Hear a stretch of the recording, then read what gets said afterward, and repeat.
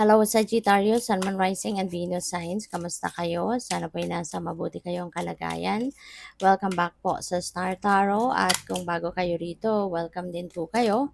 Please subscribe, like, share my videos, and leave me a comment kung nakaresonate kayo.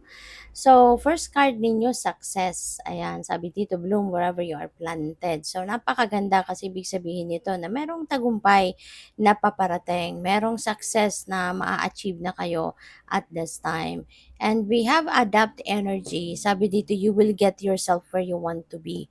You know, which is success. Diba? Kaya kayo magtatagumpay dahil isa din sa mga susi no, ng pagtatagumpay is yung pagiging adaptable mo, pagiging flexible mo.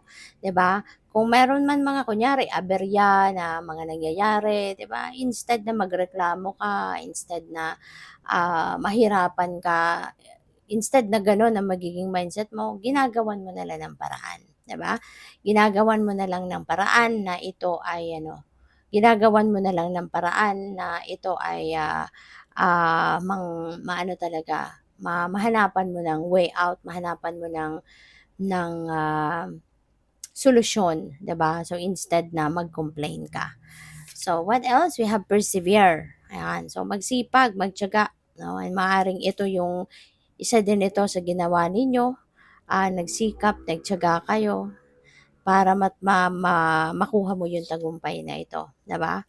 And there are a lot of surprises, no? Kasi plural form ito, so maraming mga sorpresa ang pupwedeng parating sa buhay mo, Sagittarius. Maaring maraming sorpresa. Ngayon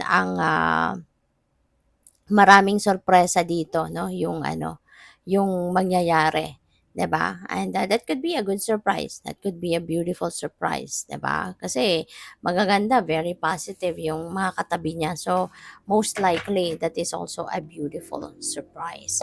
So, tignan natin kung ano pa ang ganap. And by the way, maraming salamat for subscribing, and if you haven't subscribed yet, subscribe na kayo. And also maraming salamat din for not skipping the ads. Malaking bagay po 'yan sa akin. And also, please click the join button sa baba ng video kung gusto po ninyo na mag-join kayo sa membership. Salamat po. So, we have stuff you will be taken care of in difficult times. Okay? So, this is a beautiful guarantee sa inyo, 'di ba? Na you will be taken care of. Aalagaan ka, 'di ba?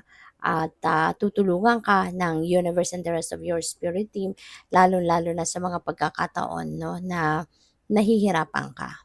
Okay? So, what else? So, we have camel, persevere, and you will overcome problems. Alright? So, ayun, magtiyaga, 'di ba? Persevere para masolusyonan mo yung mga problema. Kung mayroong mga problema pinagdadaanan kayo, para masolusyonan mo yan, kailangan na pagsikapan mo. Alright? Magsikap ka, magtiyaga ka, 'di ba? At gawan mo ng paraan, aksyonan, kumbaga, para na masolve ang mga problema. So, we have a rat. Ayan, someone working against you behind your back. So, maaari na merong sa'yo, merong nagbabalak ng hindi maganda kasi out of inggit. Di ba kadalasan ganun eh. Kung wala man kayong kaaway, wala man kayong nakaaway, pwedeng naiinggit lang ito sa'yo. Kaya maaring merong iniisip na hindi maganda towards you. 'Di ba? Ang iba talaga kasi merong crab mentality. 'Di ba? Kapag nakakakita sila ng mga tao na mas umaangat sa buhay, mas nakakaangat-angat sa kanila, 'di ba? Ayaw nila ng gano'n. Kaya mag-iisip ng kung anong puwede nilang gawin para mapababa ka, 'di ba? Yung gano'n, mahila ka pababa. So, maaaring may mga gano'ng ganap.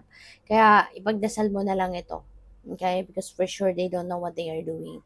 Kasi otherwise, kung alam nila 'yon na hindi tama 'yon, na masama 'yon, 'di ba? So, hindi nila gagawin. And for sure they don't know that karma is always at play, 'di ba?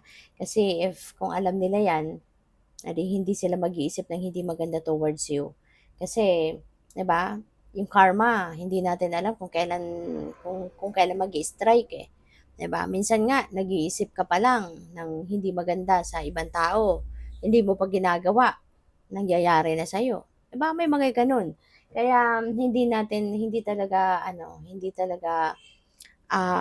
hindi talaga maganda 'no, ang mag-isip ng evil or ill sa ibang tao. Kasi hindi natin alam kung kailan tatama sa atin ang karma.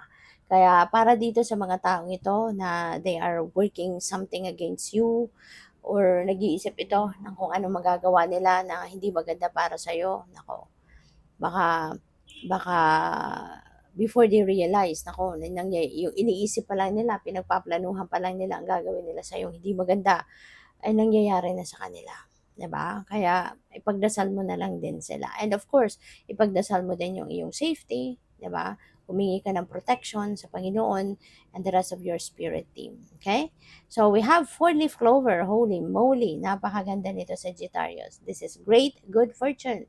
Hindi lang ito good fortune, kundi this is great good fortune. 'Di ba? So parang siksik-liglig umaapaw ang swerteng pupuwedeng dumating sa'yo. Ang swerteng puwedeng, mangyari sa'yo, 'di ba? Kaya, this could be in any area of life, 'di ba? Various areas of life ang puwedeng magkaroon ng epekto ang swerte na ito, 'di ba? Kaya 'yun. So this is great good fortune. So what else? We have Cain, pay attention to your health. Okay? Mahalaga, importante din na kayo ay alagaan ninyo ang inyong sarili, alagaan ninyo ang inyong kalusugan. Okay? Sagittarius, pay attention to your health. Alright? Kasi health is wealth. Always remember that. Diba? Magandang lagi lang tayong malusog, aalagaan natin ang kalusugan natin, lagi tayong i-maintain natin yung well-being natin para na magampanan natin lahat, trabaho, obligasyon natin, responsibilidad natin, magampanan natin 'yan at maano lang, magaan lang ang buhay, 'di ba? When we are healthy. Kaya don't forget to take care of yourself. We have fair woman. You may be dealing with this person around this time. This could be anyone sa buhay mo, si fair woman. Baka boss mo to, 'di ba? Pwedeng manager mo to eh. Pwedeng girlfriend mo, pwedeng asawa mo, no? Pwedeng dugong foreigner ito, no? May dugong foreigner si fair woman. Baka ka-LDR mo 'yan, jowa mo, 'di ba? Nasa abroad ganyan.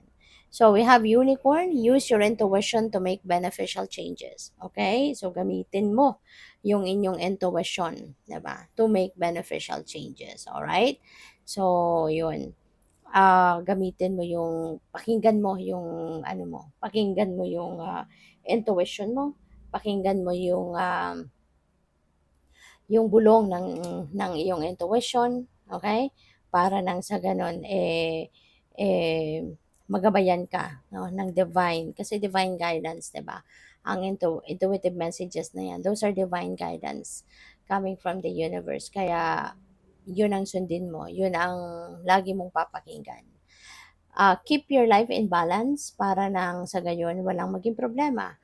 Kasi kung nasa balanse ang lahat, lahat ng areas of life mo napagtutuunan mo ng pansin, lahat ng areas of life mo, nababalanse mo, naaasikaso mo, 'di ba, natutugunan mo ang kung ano may mga pangangailangan, then it's good, 'di ba? It's good at wala kang magiging problema diyan. So what else? We have tower, solid foundation, success with effort. All right. So for some of you, Sagittarius, maybe ngayon meron ka ng tagumpay na makakamit, mapapatunayan mo na talagang yung ginawa mong you have laid a solid foundation on whatever this is na mapagtatagumpayan mo sa ngayon, ito na, kumbaga ang patunay na totoo nga kapag pinagsikapan mo, nag-effort ka, binigyan mo ng oras, panahon, atensyon, yung kung ano man ang bagay na 'to, 'di ba, or ang isang bagay, talagang mapagtatagumpayan mo. So ngayon, feeling ko you are, going to succeed. Maaaring ito na yung fruit of your labor, makukuha mo na.